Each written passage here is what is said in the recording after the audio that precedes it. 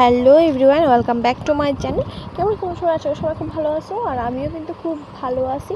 তো চলো আজকে ব্লগটা শুরু করতেছি। আজকে একদম ঘরের কাজগুলি নিয়েই, মানে ঘরটা কীরকমভাবে আমি পরিষ্কার পরিচ্ছন্ন রাখি, ঘরের ফার্নিচারগুলি কীভাবে আমি পরিষ্কার পরিচ্ছন্ন রাখি, সেইগুলি আজকে তোমাদের সাথে শেয়ার করুন। তো চলো আমি ব্লগটা শুরু করতেছি। এখন বাজে 11টা, সব কাজ বাজ সাইরা কিন্তু এখন আইলাম ঘর পরিষ্কার করতে। তো চলো দেখো, আমি সপ্তাহে একদিন, মাসে দুবার বা একবার এরকম করে পরিষ্কার করে থাকি। কারণ কি, সবসময় পরিষ্কার পরিচ্ছন্ন থাকাটা কিন্তু খুবই দরকার।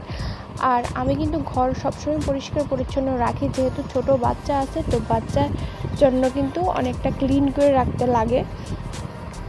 তার লেগে কিন্তু আমি অনেকটা ক্লিন করে রাখি। আর এরকম করে পরিষ্কার করলে কিন্তু তোমার আরও সুবিধা, আমরারও সব দিক থেকেই মানে সুবিধাটা হয়ে থাকে। আর দেখো, পূজায় আসুক বা চৈত্র সংক্রান্তি আসুক, পয়লা বৈশাখী আসুক, মানে যে কোনো মানে যেই পূজা পার্বণে আসুক না কেন, এত ঝড় ঝামেলা কিন্তু তোমরা থাকতো না যে আজকে এত ধোয়াধাই, তারপর পরিষ্কার করা, সবগুলি একসাথে করার কোনো দরকার নেই।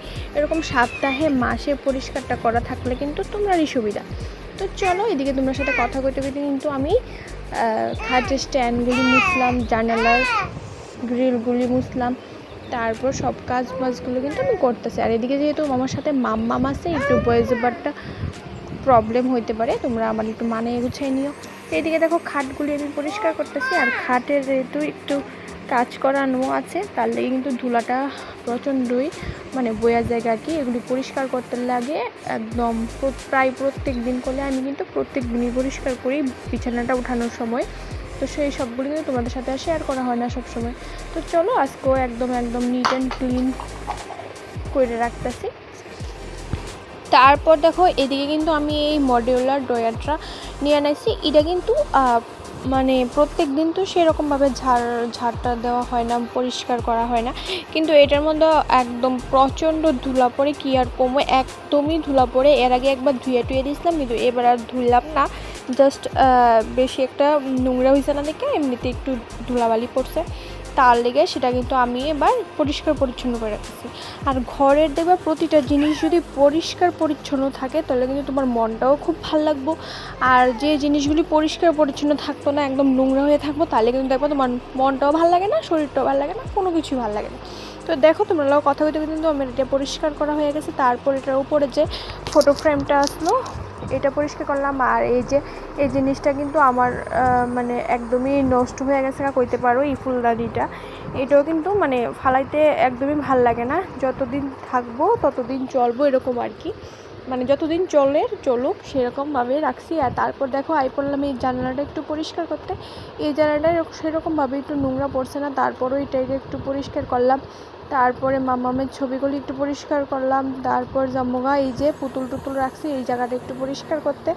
আর এই জায়গার মধ্যে একটু ধুলাটা বেশি পড়ে, কারণ কি জানালাটা খোলা থাকে, ওইখান থেকে ধুলাবালি আইসিরা পড়ে পুতুলগুলির উপরে। যেহেতু কভার নাই, এই পুতুলগুলি অনেক দিন আগের, মাম্মাম হওয়ারও আগে পুতুলগুলি, তো এগুলি এখানে রাখছি। আর ধুলাটা প্রচণ্ডই পড়ে, তার লেগে কয়েকদিন দিয়ে এটা পরিষ্কার করতে লাগে। তো চলো, এটাও আমার পরিষ্কার করা হয়ে গেছে। তারপর একটা করে সবগুলি পরিষ্কার করো, সবগুলি তোমাদের সাথে শেয়ার করো। তো দেখতে থাকো তোমরা আজকে ব্লগটা, আশা করি তোমরা ভালো লাগবো। আর ভাল লাগলে like comment share must be করবা। তো এদিকে দেখো, পড়লাম আমি সোফাগুলি গুছাইতে। আর তোমরা একটা কথা কই, সোফা গুছাতে তোমরা সাপোর্ট ছাড়া কিন্তু আমার কোনো কিছুই হইতো না। তো কয়েকদিন যাবত দেখতেছি বেশ ভালোই সাপোর্ট করতেছো তোমরা, এরকমভাবেই কিন্তু তোমরা সাপোর্ট করে যাও আমারে। তো আমিও তোমরা সাপোর্ট করো, আর কমেন্ট করে জানিও কীরকম ভিডিও তোমরা আমার থেকে দেখতে চাও, সেরকম ভিডিও দেওয়ারই চেষ্টা করুন।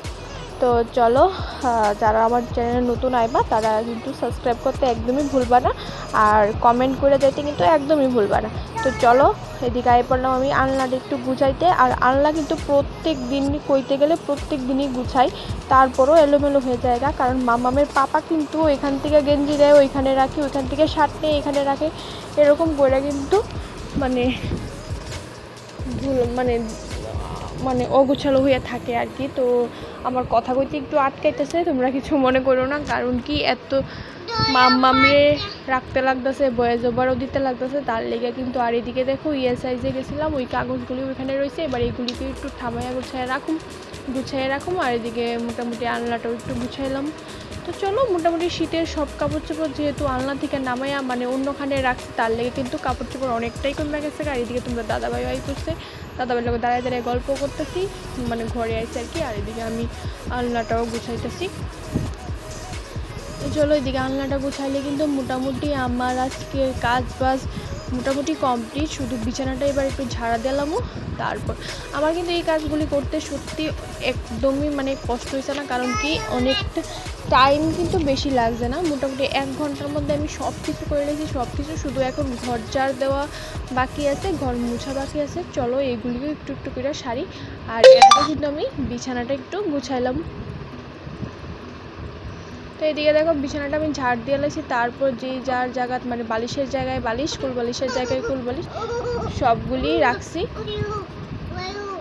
তো তারপর এদিকে আই বললাম আমি ঘর ঝাড় দিতে, চলো ঘরটা একটু ঝাড় দিই, মানে সব কিছু ঝাড় টাড় দিয়ে। আর তারপর পিছনে নিয়ে পিছনের দরজা দিয়ে আর কি সব নোংরাগুলি ফেলাই।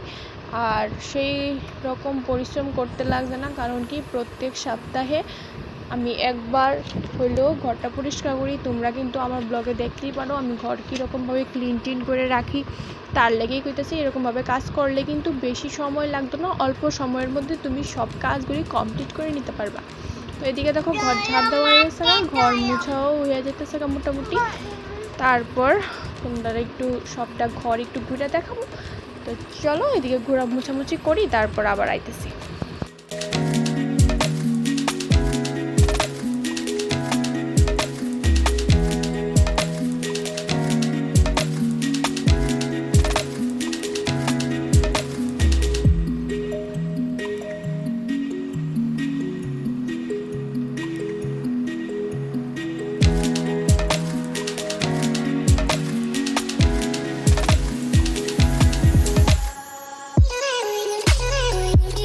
তো এবার দেখো ঘর গোছানোর পর কিন্তু এই জায়গাগুলি কতটা সুন্দর লাগতেছে, তোমরাই কো। একদম নিট অ্যান্ড ক্লিন থাকলে কতটা